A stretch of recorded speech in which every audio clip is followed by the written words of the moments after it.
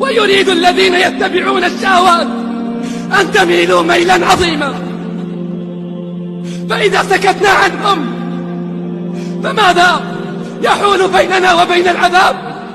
لتأمرن بالمعروف ولتنهون عن المنكر أو ليوشكن الله أن يسلط عليكم عذابا فتدعونه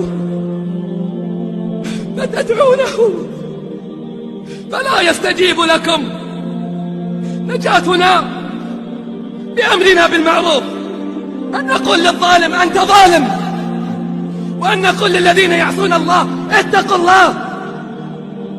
والله لن نتركهم، والله لنأمرنهم ولنعطرنهم على الحق عطرا. يا أيها الناس اتقوا ربكم إن زلزلة الساعة شيء عظيم